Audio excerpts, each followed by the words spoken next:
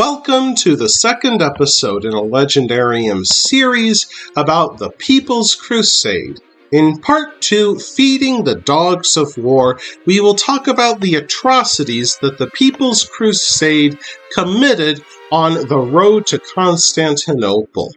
The People's Crusade was led by two notable men, Peter the Hermit and Sir Walter the Penniless. While Peter's crusade gathered in Cologne, a French contingent led by Sir Walter the Penniless drove towards Belgrade, the great border fortress of the East Roman Empire.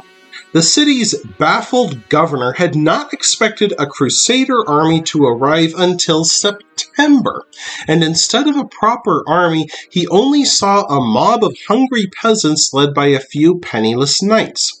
He asked the hungry mob to wait patiently outside the city walls while he sent for instructions from Constantinople.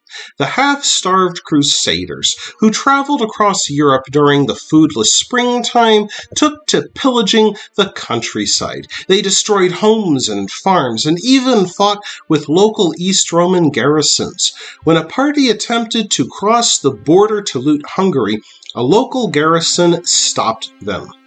Those garrisons then escorted the mob of paupers towards Constantinople, where the emperor could deal with them. Meanwhile, Peter the Hermit led his main force, now 40,000 strong, towards the Holy Land. His army included women, children, and old men of years beyond counting. All believed their faith and Peter's divine vision would clear a path towards suffering Jerusalem. They arrived at the Hungarian city of Zemun during the summer of 1096, where the governor ordered them to wait. Peter's followers found themselves strangers in a strange land, surrounded by new languages, new customs, and new goods. During the wait, one of Peter's peasant followers argued with a local merchant over the price for a pair of shoes. This argument turned into a brawl, which escalated into a riot.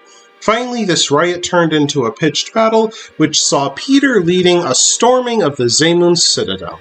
By the time the city fell, nearly 4,000 Hungarians perished. The Hungarian king, horrified by the People's Crusade, sent an army of mercenaries to escort them across the Zava River. Some of the ill-disciplined Crusaders began to rage that they did not approach Constantinople fast enough and chose to speed their way by attacking the troops that were there to defend them. They cut a fresh swath of destruction through Hungary and the East Roman Empire that they had supposedly come to defend. First, they assaulted the city of Belgrade, which suffered the same grisly fate as Zemun, captured, looted, and put to the torch. Next, the People's Crusade approached the provincial capital of Nis. There, the local governor assembled an army and fortified his city. He gave Peter the Hermit instructions to leave his province in peace and simply travel to Constantinople as promised. Peter the Hermit delivered the governor's wishes to his followers, but Peter had begun to lose control. Peter's followers defied his orders and laid siege to the capital of Nis. During this battle, they learned that while they could slaughter helpless peasants with gruesome efficiency, they stood little chance against armed and armored East Roman troops. After suffering a humiliating defeat, Peter fled into a cave to hide from East Roman vengeance. Instead, Peter's followers discovered him in the cave, pulled him out, and they continued towards Constantinople. Meanwhile, a new group of Crusaders, also impoverished and ill-disciplined, began making their way down the Rhine. Led by Count Emicho of Leiningen, this group, rather than fighting to free the Holy Land, began persecuting German Jews. After traveling for only a few days, Count Emicho's so-called Crusaders went from town to town. In Speyer, Mainz, Trier, and Cologne, Count Emicho's men invaded Jewish communities, slaughtering men, women, and children alike before plundering their valuables. The Catholic Church utterly opposed these atrocities.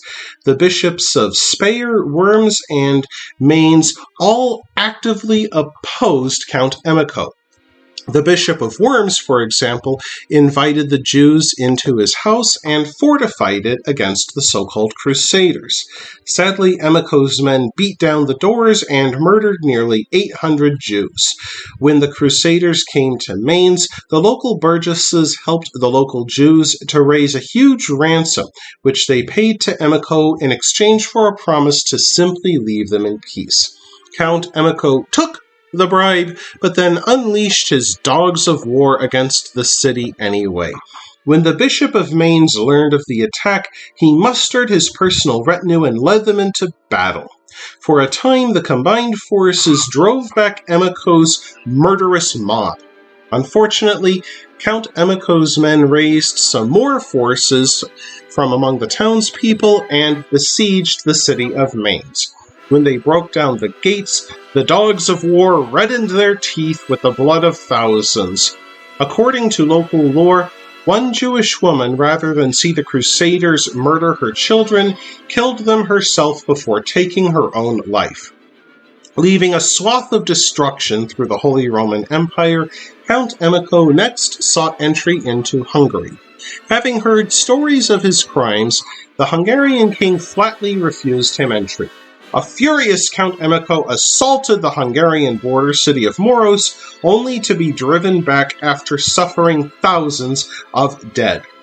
Count Emicho then abandoned his supporters and returned home to his family.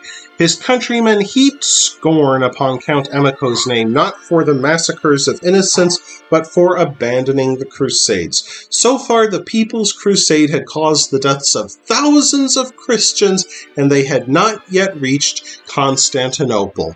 That wraps things up for this episode of the Legendarium. I hope you enjoyed it. If you did, press like. If you want to see more, press subscribe. And if you've got anything to say, let me know in the comments section. Thanks again for joining me, and I hope that you have a great rest of the day.